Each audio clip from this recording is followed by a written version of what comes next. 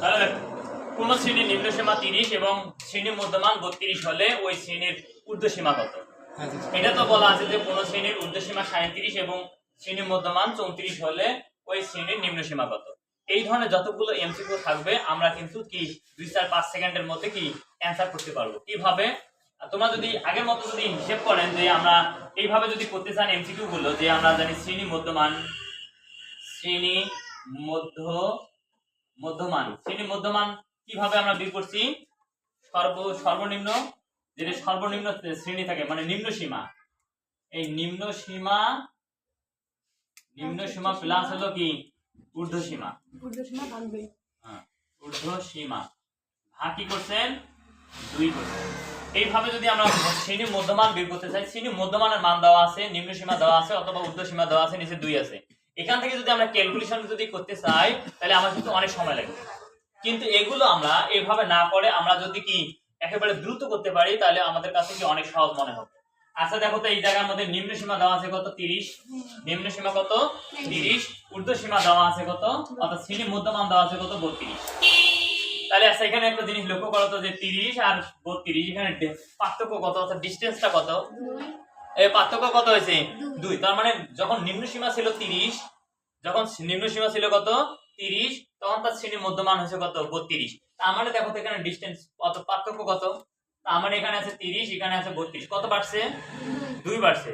তাহলে 2 বাড়ছে, তাহলে ঊর্ধ্বসীমা সাথে আরো 2 যোগ করো কত আসবে? তাহলে এটার সাথে যদি আমরা 2 যোগ করি তাহলে আসতেছে কত 34। তার মানে এটা आंसर।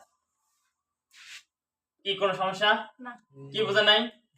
হ্যাঁ তাহলে আমরা আবারো বলি, তাহলে এখানে আছে কত নিম্ন সীমা আছে কত 30, নিম্ন সীমা আছে কত 30 আর শ্রেণী মধ্যমান দেওয়া আছে কত 32। তার মানে এখানে 30 30 থেকে 32 এখানে পার্থক্য কত 2, পার্থক্য কত 2। তার মানে নিম্ন সীমা থেকে মধ্যমান বাড়ছে কত 2, তাহলে ঊর্ধ্বসীমার জন্য বাড়বে কত 2। তার মানে আমরা 30 এর থাকি আমরা 32 এর সাথে যদি 2 যোগ করি তাহলে আমরা পাবো কত 34। তার মানে আমাদের অ্যানসার হবে কত 34। তার মানে আমার কোনো অঙ্ক করা লাগতেছে না, শুধু আমি ভাবতেছি কোনটা যে পার্থক্যটা কত। আচ্ছা যদি ওটা হয় থাকে তাহলে এটার অ্যানসার কত হবে? আচ্ছা কোন শ্রেণীর এবার ঊর্ধ্বসীমা দেওয়া আছে, ঊর্ধ্বসীমা দেওয়া আছে কত 37 এবং মধ্যমান দেওয়া আছে কত 34। তার মানে দেখো এই মানটা হলো বড়, এই মানটা হলো কি ছোট। তার মানে 34 থেকে 37 এর মধ্যে পার্থক্যটা কত দেখো তো? পার্থক্য হলো কত 3। তার মানে কত দিয়ে এটা নিম্ন সীমা না ঊর্ধ্বসীমা? ঊর্ধ্বসীমা। তাহলে এটা এর আগে নিম্ন সীমা ছিল তাই আমরা কি করছি মধ্যমানের সাথে 2 পরেরটা গেছি, তার মানে 2 যোগ করছি। তাহলে এবার আমরা কি করব 3 মাইনাস করব। তার মানে এটার সাথে আমরা যদি 3 মাইনাস করি তাহলে আমরা কত পাবো 31। তার মানে 31। কি সমস্যা কারণ তাহলে যদি নিম্ন সীমা দেওয়া থাকে, ঊর্ধ্বসীমা যদি বের করতে শ্রেণী মধ্যমান দেওয়া থাকে তাহলে আমরা যত পার্থক্য তত আমরা কি করব যোগ করে দেব। আর যদি তোমার ঊর্ধ্বসীমা দেওয়া থাকে, ঊর্ধ্বসীমা দেওয়া থাকে আর যদি সেটা শ্রেণী মধ্যমান দেওয়া থাকে তাহলে যত পার্থক্য তত আমরা কি করে দেব বিয়োগ করে দেব। আমরা কিন্তু আরো একভাবে করতে পারি এটা, এটা কিন্তু আমরা আরো একভাবে করতে পারি। তোমরা কি জানেন শ্রেণী মধ্যমান, শ্রেণী মধ্যমান সমান মানে কি নিম্ন সীমা ঊর্ধ্বসীমা ভাগ হলো কত 2।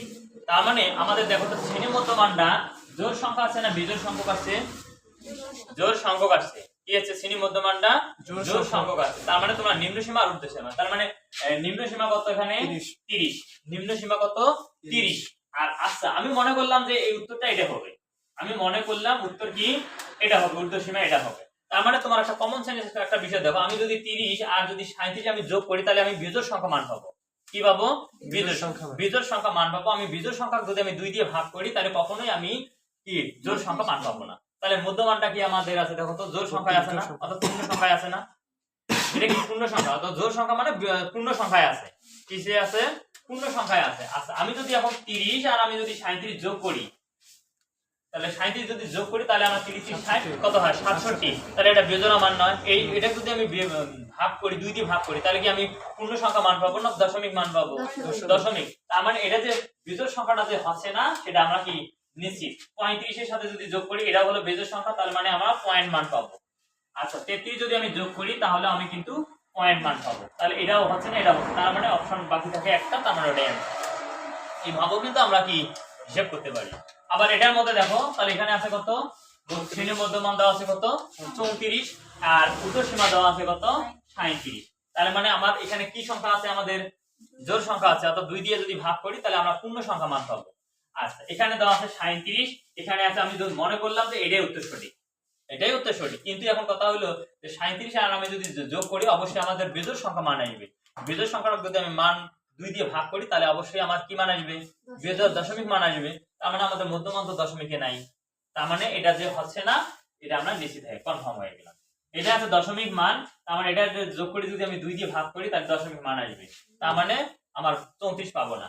তারপরে এটা আছে কত 34, এটা আছে কত 37, এটা যদি আমি যোগ করি তাহলে আমার বেজোড় মান আসবে। এটা 2 দিয়ে ভাগ করলে কখনোই কি জোড় সংখ্যক মান আসবে না, পূর্ণ মান আসবে না। তাহলে এখানে আছে কত, এটা বেজোড়া, এটা আছে কি বেজোড়, এটা যদি আমি যোগ করি 2 দিয়ে ভাগ করি তাহলে আমি কি পাবো 35 34 মধ্যমান পাবো। এইভাবেও আমরা হিসাব করতে পারি।